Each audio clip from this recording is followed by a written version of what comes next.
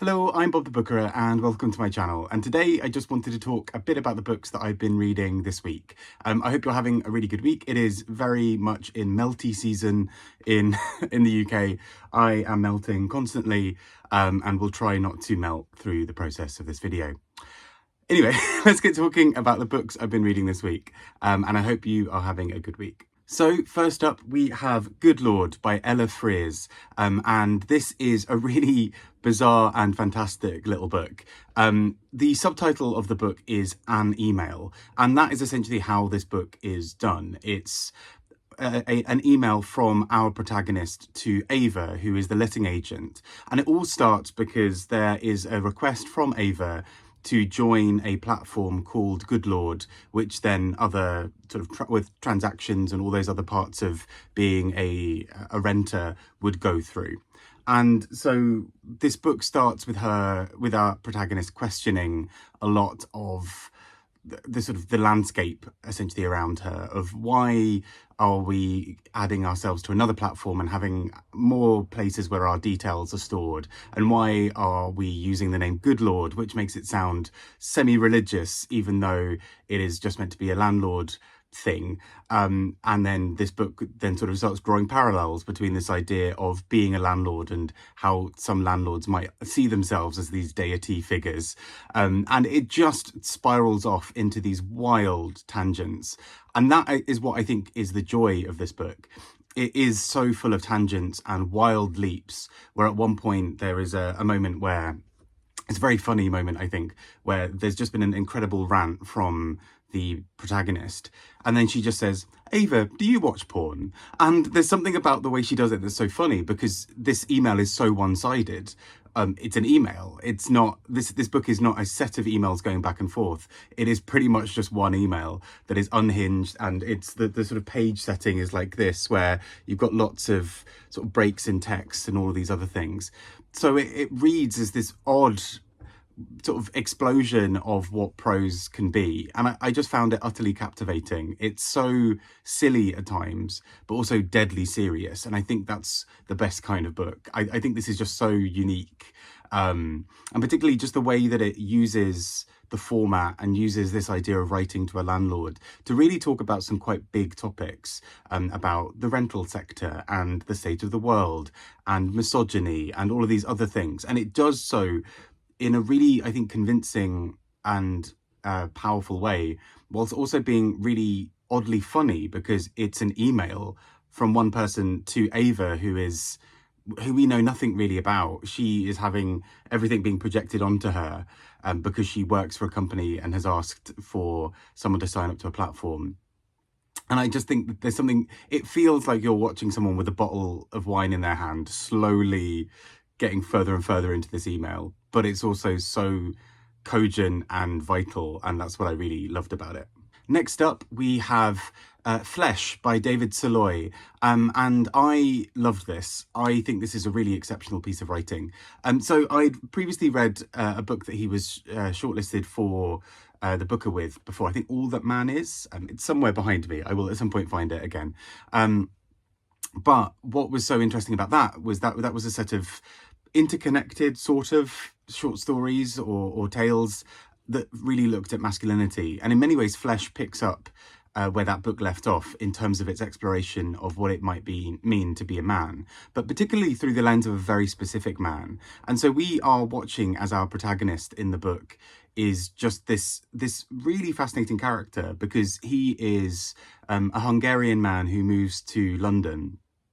And part of the reason he moves to London is because of something that happens at home, and there are various things. I don't want to spoil any of these, but there are quite a few moments where he is essentially in the middle of something far bigger than him that is potentially life ruining.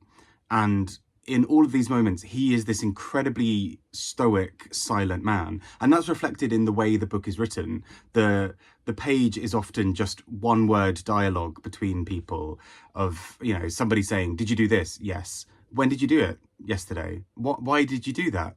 "Don't know." You know, very very sort of short and to the point. But in many ways, I think this is what is also so exciting about the book, is this is form and function meeting each other in this really perfect way, I think.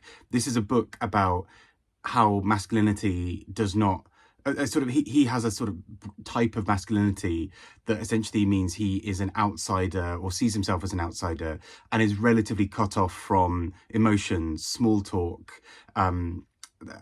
engaging with people and having kind of close friendships. And so what really happens throughout the book is he is this distant figure who watches things happen, and then moves on with his life. And the book even does breaks like this as well, where at one point we move from one chapter to another and about 10 years have passed and some quite significant moments in life have happened. So without spoiling anything, there is a whole breakdown of a relationship, a whole moving on, and a child at one point being born, all within the space of, I think, 5 to 10 years or so.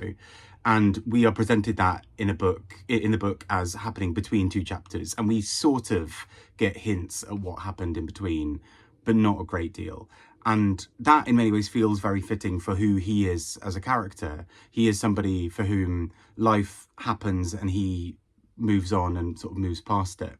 And in many ways, I think that's a really chilling look at a particular type of masculinity, and particularly the type that he seems to be part of. He doesn't necessarily kind of go into situations as this big sort of bruiser character wanting to do things, but he is mostly carried along by life and doesn't necessarily engage with things. He almost has this sense of duty of, I work, I do my thing, maybe sometimes I sleep with someone, I move on. And there's a coldness to it, but I think it's so brilliantly captured in this book because it is so cold, and yet that is the point of this book. His coldness is so startling. And yeah, I just think this is exceptional. This is such a brilliant use of form and function to tell a story, and I'm really just impressed by how this book did that. It's just exceptional. And last but not least, we have Leila Mottley with The Girls That Grew Big. As you can tell, I'm sort of in my a time of reading potential booker books as well. But Leila Mottley was previously longlisted for Nightcrawling, a book that looked at particularly around sex work and various other things. And this book equally focuses on women who are on the margins of things and who are often misunderstood. And in this case, we've got three young women, three young black women all growing up in the US who meet essentially through a shared history, and the shared history particularly of having young children.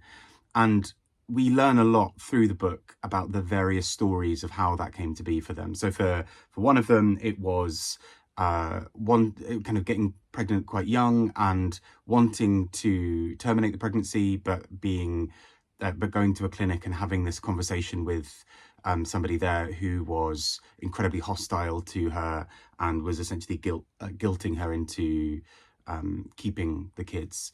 We have another situation where one of the young women feels sort of torn between various things and thinks that everything's going to be rosy and that she'll be able to look after her kids and have a partner around, and that doesn't quite materialize.